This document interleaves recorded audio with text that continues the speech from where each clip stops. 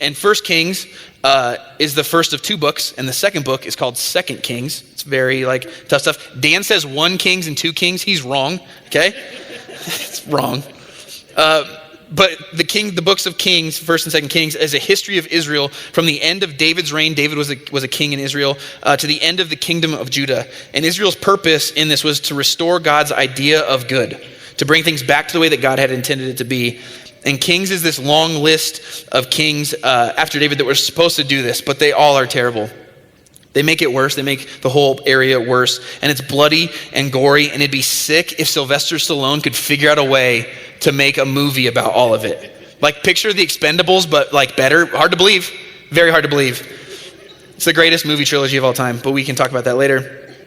But in 1 Kings 19, it picks up and it says, "Now Ahab told Jezebel everything Elijah had done and how he had killed all the prophets with the sword." And so we're going to pause there. Who is Ahab? Who is Jezebel? And who is Elijah? So Ahab is the king at the time, and Jezebel is his wife, and she's the worst. She's crazy.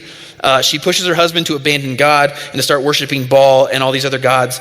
She chases down and kills other prophets of God because she hates them. And later down the road, people realize she's the worst, and she gets chucked out of a window by her own people and then gets eaten by stray dogs, which is crazy. So if Sylvester Stallone makes a movie like this, I'm going to put in a vote that Meryl Streep plays Jezebel because Meryl is the worst. Yeah, thank you. Yeah, she's just the worst. Anyway, if that's all you get out today, you're welcome. So Elijah then is a prophet that lives in Ahab's kingdom at the time. And in my opinion, Elijah is sick. If I could combine J.R. Smith with Yasiel Puig and 2 Chainz and Floyd Mayweather into one personality, it's him. And I think that's biblical, but we'll get to that in a second. But Elijah is not only humble with God, but also kind of cocky about God at the same time. He has complete confidence in who God is. So Ahab tells Jezebel everything that Elijah did after killing all the prophets. And so that means that we missed something really, really awesome. So we're going to jump back to 1 Kings 18. But in the end of chapter 17, Elijah's hiding from Ahab in this house. And so we can assume that if he's hiding there, there's probably a lot of quiet time and a lot of time that a prophet would be connecting with God. Logically, that's what makes sense, right? So he connects with God a lot, hiding in this house, and then gets sent out to do something. So in chapter 18, we find out that God tells Elijah to go present himself to Ahab, that there's a severe famine in Samaria, and we find out that Elijah is a wanted man. Ahab sends out a guy to search for him, and the guy and Elijah, they meet up, and Elijah tells him, hey, I'm here to present myself to Ahab, which really means he's not scared of him. At least that's what it appears like. So Elijah gets in front of Ahab and says, because you believe in Baal, I'm about to smoke you and all your prophets, bring them here. So Elijah's hardcore. He stands up to this king and then tells him to bring 850 prophets to meet him. There's 400 prophets that Jezebel has been working with, and there's 450 prophets of Baal. And remember, at the start of 19, it says he killed them all. Elijah killed all of them. So Ahab gathers his boys and Elijah, and they're ready to set up who God is. Whose God is the real God. So in 1 Kings 18:22, it says, then Elijah said to them, I am the only one of the Lord's prophets left. But Baal has 450 prophets. Get 2 bulls for us. Let Baal's prophets choose one for themselves and let them cut it into pieces and put it on the wood, but not set fire to it. I'll prepare the other bull and put it on the wood, but not set fire to it. Then you call on the name of your God, and I will call on the name of the Lord, the God who answers by fire. He is God. So Elijah has to be hyped at this point. He's got a bunch of people in front of him. He trusts in God. He's ready to roll. And he's so confident in who God is that 850 guys isn't scaring him. It jacks me up reading it. He's ready to go. So he sets the scene. He sets the parameters to show whose God is the real one. And then he lets them go first. So they get their bull ready. They prepare it. And he tells them they can't light the fire on their own. They need to call on their God to do it. So they start. Then they called on the name of Baal from morning till noon. Baal, answer us, they shouted. But there was no response. No one answered. And they danced around the altar they had made. So these guys are dancing around a pile of sticks with a bull on it to sacrifice it, and nothing is happening. So Elijah starts popping off. At noon, Elijah began to taunt them. Shout louder, he said. Surely he is a God. Perhaps he's deep in thought or busy or traveling. Maybe he's sleeping and must be awakened. So they shouted louder and slashed themselves with swords and spears as was their custom until their blood flowed. Midday passed, and they continued their frantic prophesying until the time for the evening sacrifice. But there was no response. No one answered. No one paid attention. That's sick. He's like Floyd Mayweather, just like running his mouth. Floyd Mayweather doesn't lose, all right? So it's set up well, right? If I was one of the guys dancing around the wood, I would be so mad, but I'm not, and so I just love watching it. It's like Twitter right now. It's the best thing ever. So then Elijah steps in and he takes over. Then Elijah said to all the people, "Come here to me." They came to him, and he repaired the altar of the Lord, which had been torn down. So he rebuilds the altar, builds the wood up, and then he actually has them come and dump water on top of it 4 times. The thing is drenched. So he has this whole thing set up now to show that the only possible way that this can happen, the only way that this is going to light up, is if God shows up. It's completely soaked. No match, no fire is going to take it down. Elon Musk's flamethrower wouldn't touch it. There's nothing that's going to start this thing except for God. So Elijah steps forward and he prays to God, prays for him to make himself known to everyone, that their hearts would turn back to him, and so God responds. Then the fire of the Lord fell and burned up the sacrifice, the wood, the stones, and the soil, and also licked up the water in the trench. So the real God shows up. His fire is powerful, and everything, including the water, was completely obliterated. And it says that the people that saw this fell on their knees and started worshiping God. So Elijah then rounds up all the prophets, takes them into the valley, and slaughters all of them. And then he gets ahead of Ahab into town to beat him there. It would be a sick Sylvester Stallone movie. I hope you guys are on board with this so far with me. I think this is great. And so we're done with chapter 18 there. We're back to chapter 19 where we started. He's killed all the prophets. Ahab tells Jezebel this. So then Jezebel tells Elijah, essentially, she's going to kill him. She's a psycho. She says, "So may the gods do to me and more also, if I do not make your life as the life of one of them by this time tomorrow." Sounds like somebody that I dated in high school. Like, it's not good. And so Elijah runs. He's terrified. So we're back in 1 Kings 19. Elijah was afraid and ran for his life. When he came to Beersheba in Judah, he left his servant there, while he himself went on a day's journey into the wilderness. He came to a broom bush, sat down under it, and prayed that he might die. "I have had enough, Lord," he said. "Take my life. I am no better than my ancestors." Then he lay down under the bush and fell asleep. To say he's tired is an understatement. Just the adrenaline rush of being a part of that whole madness would have warranted a nap, right? But he has the whole fire battle. He kills 850 prophets. And then he runs ahead of Ahab, beats Ahab into town, and then he runs from Jezebel. He runs a whole extra day, and then add in all the emotion that comes with all of that. All of the fear, all of the sadness, everything. He has to be wiped, like fully drained. I staffed our new men's weekend a couple weeks ago, and by Saturday I was so emotionally drained that I could barely function. And he went through way more than me in that same exact time frame. He also ran like 10 marathons. Like, that sounds awful. And so him wanting his life taken might be a bit of like an exaggeration, or it might be because he's so tired, or because he's so scared, or because he's so ashamed of what he did. Whatever that is, there's a lot that plays in there. He just needs a break. And I can't be so wiped that I want to die. He's experienced so much in so little of amount of time. So he passes out. And after he passes out for a long time, an angel comes and wakes him up, feeds him, and then he passes back out again. Then the angel comes back, feeds him again, and then he gets up and travels for 40 days and 40 nights to a cave. So he's finally in that cave, and at this point we can look at everything that he has walked through, and his life is just a little bit crazy. But one thing I was thinking through this is when I was reading this, is that he just saw God rain fire down and prove that he's God, prove that he's in control, and prove that he has Elijah's back, always. And instantly forgot his power, and he ran because he was scared of Jezebel. In a split second, he completely forgets who God is. And I do that so much. God does something amazing, and I instantly move on to the next thing and the next thing and the next thing and forget who God is. There's so much that's happened here at Aurora in the past 2 years that's incredible. But through the slog of load in and load out, the drag of long days that crush half the week on Sundays, and just the day in, day out struggle, or the things that we need to do next and do next, it's really easy to just shove things by the wayside and not acknowledge them.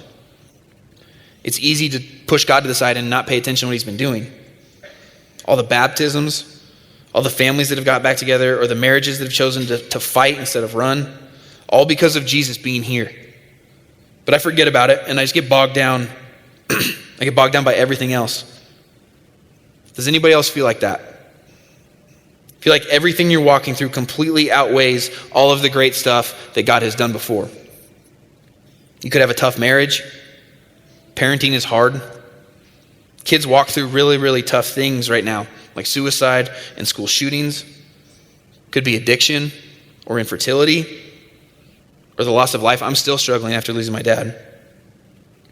Losing your job, your finances might be terrible. Or maybe we've just never taken the time to stop and think about all the good that God has done because we're just so busy. I feel like if God rained down fire at any of ours call, we would hopefully remember how powerful he is for like a day. Like that would be generous, right? Because things get crazy and we just turn away and keep going. So Elijah's in this cave, he's terrified, and his life is full of chaos. And then he hears a voice. And the word of the Lord came to him, "What are you doing here, Elijah?" He replied, "I've been very zealous for the Lord God Almighty. The Israelites have rejected your covenant, torn down your altars, and put your prophets to death with the sword. I'm the only one left, and now they're trying to kill me too." So the voice of God comes looking for Elijah, questioning what he's doing there, and he gives him this super weak, almost victimish answer, completely different than the man that was standing in front of that altar a little while ago. He's forgotten what God has done for him. He let the chaos overwhelm him. He can't see what he used to see from God. The connection is broken between him and God. He hasn't had a chance to reconnect. He feels alone. I feel like that with God right now. And I'm willing to bet I'm not alone. I realized this week at counseling that I feel numb everywhere right now in my life. I haven't noticed God anywhere recently. He might have done a whole lot before, but right now there's no connection. Anybody there? Life is too busy or too hectic. We've got too much going on. I haven't even stopped to realize that I'm not connected with God. I just keep on pushing. Maybe work is crazy, or you can't connect at home. Nothing seems to be working in your life. You can't connect with your spouse or with your kids. How would you even have time to connect with God then if you can't do that? That's what plays over and over again in my head. I get so busy. People need to meet with me. That's worth going home late or leaving home early because they need me. Whatever I tell myself, right? And I find value in it, but it's not connecting with the people I should be connecting with. So then the Lord said, "Go out and stand on the mountain in the presence of the Lord, for the Lord is about to pass by." Then a great and powerful wind tore the mountains apart and shattered the rocks before the Lord. But the Lord was not in the wind. After the wind, there was an earthquake, but the Lord was not in the earthquake. After the earthquake came a fire, but the Lord was not in the fire. And after the fire came a gentle whisper. When Elijah heard it, he pulled his cloak over his face and went out and stood at the mouth of the cave. So there's more chaos. There's wind that tears apart mountains. Rocks are shattering, but God is not in the wind. God is not in that chaos. And then there's an earthquake, but God wasn't in the chaos there either. Then there's a fire. There's more chaos, and God's not there. And finally, there's a gentle whisper. The Hebrew there translates to a gentle silence. God reveals himself to Elijah, not in the chaos, but in silence. And for most of us, or if I were to just own that for myself, that's terrifying. I hate the quiet. I love the chaos. I fill my life with it. There's part of it that fuels me, right? It pushes me to get better, to spin more plates, to make more happen. But there's also part of it that blocks me from addressing things. I want the earthquake. I want God to show up that way. I want the fire. I want something big. But it's not what God wants. He wants to meet us in that silence. He wants to connect right now. We have to stop and rest to realize that. And that's what Jim has also been realizing recently too. Hey everybody, yeah, it's me. I'm alive and doing well. it's crazy that this has been almost 3 months since I started this sabbatical. And I think it's really cool too, is that they said, leadership said, hey, can you just come back and shoot a quick, like, hey, I'm alive video. The interesting part is that Ben just kicked off this series on rest. And last time that we talked, that's one of the things I said is I was just really tired, and part of the sabbatical is going to be about rest. And eventually, it actually turned into rest. But God's just teaching me so much stuff about rest, and I'm not good at it. I've discovered that. Some of the things I'm learning about rest, one is there's a lot of things that compete with it, you know? So here's, this has been an emotional roller coaster, as you can imagine, for me. Probably one of the biggest kind of enemies of, I'm going to speak for myself, but maybe you can relate to this, of rest is, I have a lot of imaginary conversations in my head. And I'm on meds, but that's not what I'm talking about. Meaning, I'm trying to learn to only say the first half of a sentence when I'm in conflict with somebody, right? For example, I'll start with saying things like, okay, I can own this, and I did this wrong, and there's a lot I've done wrong. And God's revealing that to me. And I can get there, and then I turn a corner, and then I say, but, and then I want to start blaming. But what about they did? And what about this? And what about that? And, you know, there may become a time in my life or in your life or in the future where you have to sit down and say, I got to have a hard conversation with you. But that's not today. Today, I'm just trying to look at my stuff and own my stuff. And God is just keeps on going, okay, we'll get to that, but let's look at your own heart too. And that's a new learning for me. Probably the other thing about rest is that it just doesn't come natural. I discovered that I don't know how to be still. This sabbatical, it started really, really abruptly, and I need it. And looking back now, I can own I wouldn't have done this on my own. And sometimes we have to do some stuff or go through some hard times before we actually pay attention. And that's what the last 2.5 months have been with me. I've got some great elders in my life who we've had so many great conversations where I've said, I own this. And then they say, I own this. And can we make an agreement? Can we move forward? And we're having a lot of great conversations. I love the leaders in my life. I love our staff. I can't wait to be back with them in the future. I want to tell you one story because I think I only have 5 minutes, which I think in gym language is 8, but whatever. So 2 days after I went on sabbatical, Rob and I flew down to Mexico to meet with James Henderson. James and Aaron are two of our best friends in the world and real spiritual voices in our life, directors in our life. And we actually timed it that we got there when they were hosting a retreat at their house. And I'm like, this is bad timing. And so we were still reeling from everything. And I was really tender. Like I would see a puppy and cry or just anything just kind of set me off because either really sad or really tearful or really angry. And we decided to get to James and Aaron's house. It's a Sunday. And we decided to get there and time it so we don't have to go to church. And so they said, well, everybody will be gone by noon. So we timed it and we got there at 10 after 12, just as church was starting. Because it's Mexico City and they just run things different there. And we're like, okay, we came in and sat down. And anytime I'm in another country and another culture, another language, and the worship starts, it just gets me. It floored Robin. She had to actually go in the house. She was just crying. And because God gets so bigger and so much bigger when you see him in other cultures. But then the teacher was this guy named Daniel. And this is my first sermon in January. So, and I heard Ben taught on my verse, but that's okay, Ben. The teacher gets up and he goes to Matthew 11 and he starts saying, this is what Jesus starts. And I didn't know what came after this. What comes after this is really, really familiar, but he starts by saying, Jesus said this in Matthew 11. He said, what has been hidden from wise people has been revealed to children, and nobody knows the Father except Jesus, the Son, and who Jesus kind of reveals the Father to, which would be us. So anything that comes after that, Jesus is going to say, I want to tell you what God's like. And he says, come unto me, all you who are weary and heavy laden, and I'll give you rest. Take this yoke upon you, for my burden is light, for I am gentle and humble in heart. And Daniel, the teacher, he said, of all the words that if you put a list, go and describe God, gentle and humble are not anywhere close. Almighty, powerful, whatever that is. Those are the big ones.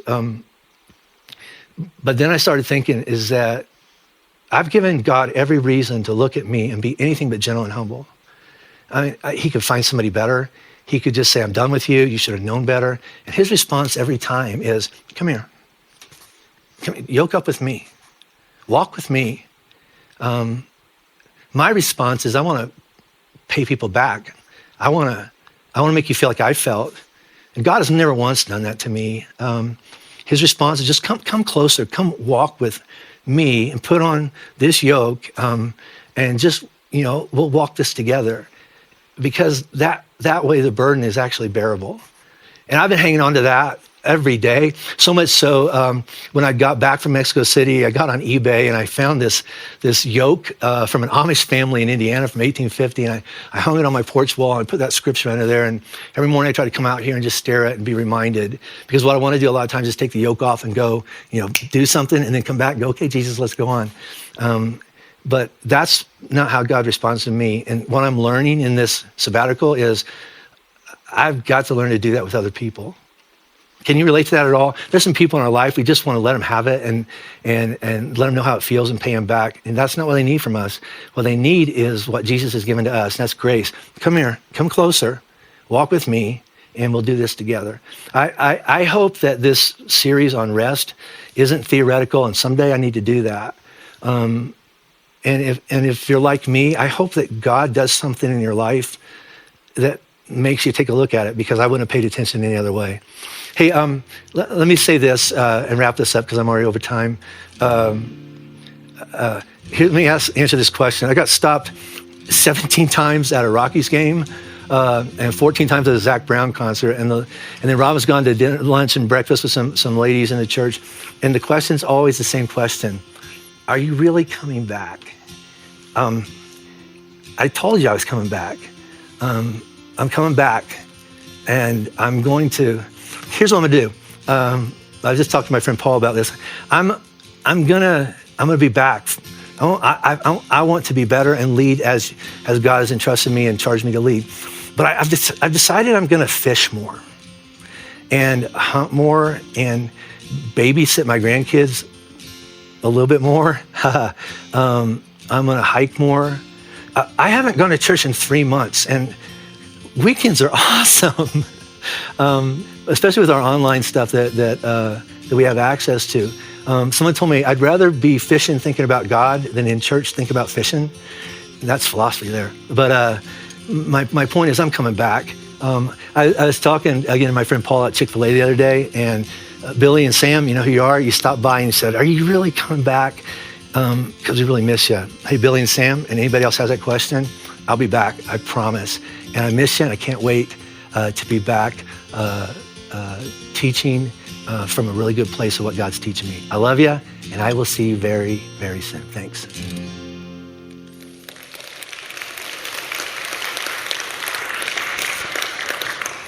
I was at the Zach Brown concert with him. I was stopped 15 times. So,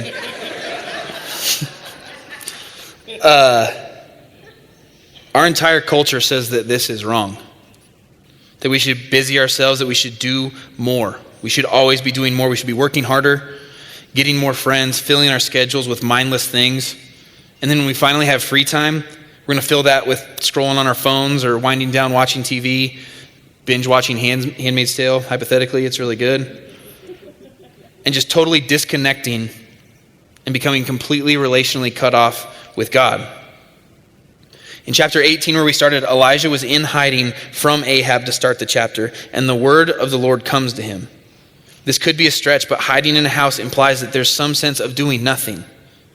The people he's hiding from are the chaos outside, but he is still in the house.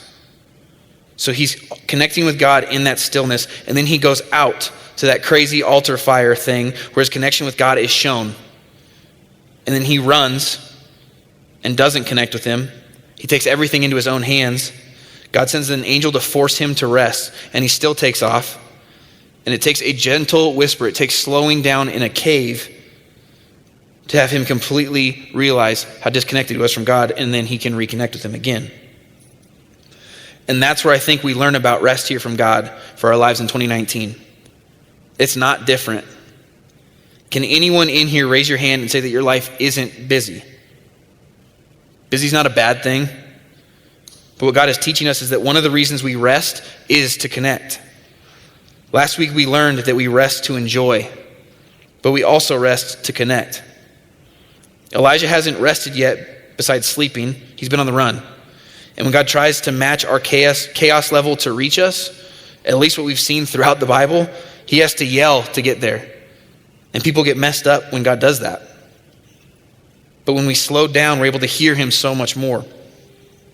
He wants to meet us in the quiet moments that we set aside for him. Because we do that in other areas of our life. We set time aside for other stuff that's important. He's asking for our priority, not our leftovers. And if our leftovers is all that we have left to give, there's usually not anything left to give. And if we're being honest, the chaos isn't going to go away. It just won't. We like it. But chaos isn't always bad either. Chaos is your kids running around the house laughing. It's the fun that you have with your friends. It's the date nights. It's the fun at work. It's the whatever that is. Chaos implies that we don't have control over it. And not having control implies that we are victims. And if we don't have control over things and we are victims, we don't have a chance to take responsibility and grab a hold of our lives then. So if we let that whole dichotomy play out, what can we do? What do we actually get to do to set time aside and connect with God? Jim said, how do we make that practical? And luckily for us, God gives us the answer right at the beginning, right at the start of everything. We learned last week from Ben about Sunday being an entire day set aside for Sabbath, right? A time to just enjoy everything that we have, to rest, to enjoy. And in the same instance, God gives us a model to rest, to connect with him as well.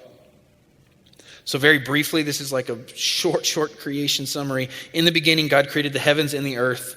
Then he creates light. Then he separates heaven from everything. He separates the waters. He pulls them back. There is land and there is sea. And that's day 2.5 of the creation story. That's where all the flat earthers cut it out. That's where they stop. Sydney is up the hill at Eastern Hills right now just loving it. But that's exactly what God creates. All those things at its simplest form, God creates structure. And now logically, what do we as human beings do with structure? We fill it. And God fills it. He fills it with plants and food, and he fills the sky with stars and the moon and the sun, and he fills the seas with fish and the air with birds and creatures on the land, and then he creates man. He fills the structure. So what can we control? Or more important, why is it important for us to try to control this? Why, out of everything that we do we need to do this? In our deepest level, I think it's because we long for connection. I'm not a psychologist or anywhere close to it, but I think the bulk of decisions that we make are to connect with other people. Think about it. Why do you do most of the stuff that you do? Most of my decisions revolve around people. And in that, the connection that those people bring. That could be Taylor or Booker or one of you guys, one of my friends, whoever that is, we're all seeking connection or seeking to be known. And the God of the universe, the God who created everything, wants that connection with you. He wants you right now as you are. We learned about that a couple of weeks ago. And rest is a great way to connect with him, to fill that void of want that we are looking for. But we have to make time for it. We do that for any other connection in our lives. We make time for it. And so this is one of the things we actually have the biggest amount of control on. So if we actually do have control of it, if we actually do have control of our day, it's easy to be a victim and just say, oh, the day got away from me. I never got to it. I do that all the time. And we get so busy and we get value from our day being full. But when it comes to the structure of our day, God gives us a way to do it right at the beginning. We build it and then we fill it. We build the structure and then we fill it however we want to fill it. But we do have control over that. And if we want actual good rest where we actually connect with God, we have the control to set that up. We just have to look at our day. We need to build the structure and then fill the structure based on what's important. That adds another step in there. You got to figure out what is important in your day, in your life, what's actually worth doing, and then letting everything that's not important go by the wayside. So what's your structure? For me, here's what I'm setting up. The goal is that I get up and I work out at 5 a.m. And after that, I hot tub, and then I spend time with Jesus in the hot tub. I read my Bible, I sit still, I sit in quiet, which for me is so hard. Sitting still is so hard. So I'm starting small. 10 minutes. 10 minutes of doing nothing. 10 minutes of connecting with God, 10 minutes of praying, 10 minutes of reading my Bible, but just 10 minutes. Once I get better at that, I want to make it bigger, but I suck at sitting still and being connected. And so don't pick something huge. Don't block out 3 hours and then fail and feel like it's impossible.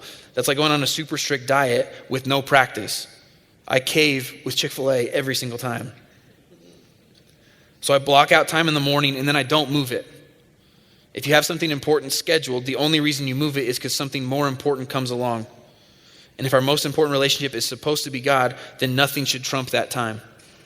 Start with 10 minutes. Then I'll go to work, and that's my structure for the morning. And then I build out a work structure, and I structure it in chunks, usually around meals. And then at 5, the structure that I want to build is at 5, I go home. And I'm working on structuring my time at home so that way I'm actually at home, not somewhere else, not on my phone or in my head, but anywhere but there. I'm right there in the moment. So what's that for you? How do you need to structure your day so that way you get some rest? What do you need to do to connect with Jesus? It doesn't need to be extreme. It doesn't need to be like how I do it. Just intentional time set aside for you to rest and connect with God. You get all of Sunday to rest, to enjoy. Rest to connect before that. What do you need to do to reclaim that time that you aren't solely focused on with God right now? And maybe cracking a Bible is super hard or it's daunting, so you don't know how to start or how to even get connected to God in that way.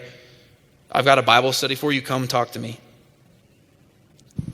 Maybe praying is hard, and I get that. But start small. Start with literally a minute, 1 minute a day, and schedule it. You have a calendar on your phone, put it in there. There's nothing wrong with that. And you might be the person who's like, no, really, I really don't have any more time in my day. Cool. Wake up 10 minutes sooner and just sit in the quiet, sit in the darkness of your room and just try to notice God. Or maybe it's sitting in the hot tub or going to work out. Maybe it's turning off the radio in your car. Turning the music off in your car is crazy. But try it. What can you schedule and set aside to connect with God? And when you figure it out, choose it. And then choose it the next day and choose it the next day. You have the power to do that. The chaos doesn't have to control you. You get to control it. Chaos will never go away. It just won't. It didn't for Elijah. His life gets crazier from there. But there is always an eye of the storm. And that eye is that quiet silence. And that eye is always God. So we need to stop, rest, and connect with God so that way we can be prepared to step back out into that storm. We're going to switch things up today and do things a little bit differently. We're going to do 3 songs here on the back end. And this first song is a new song that we wrote, and it's called Fix Your Eyes. And the whole idea is you're going to fix your eyes on Jesus, fix your eyes on Jesus, fix your eyes on Jesus. And you can do that right now sitting here without doing anything. So that's what I want you to do right now. As they get this going, just sit for a little bit. And when you're ready, you can stand up or you can sit for the next 3 songs, but just enjoy a little bit of silence, a little bit of stillness, a little bit of time with God. We structured it out for you, so take advantage of it. And Dan's going to lead this, but as we sit here in this moment, just think about what would it actually look like for every single day that you have to structure it out, built on the idea of fixing your eyes on Jesus. Pray with me really quick. God, we love you. And resting is hard, and it's challenging, but you meet us right there in the middle of it. And we have a lot of things to figure out. We have a lot of things about our value and our worth and everything that we structure our day out with already.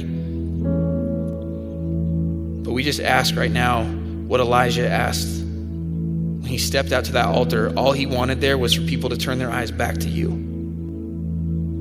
So do that for us right now. No matter what's going on in our lives, no matter what is chaotic right now, fix our eyes. We can do it, and guide us there. Fix our eyes on you. We love you, and we pray all this in your name, Jesus. Amen.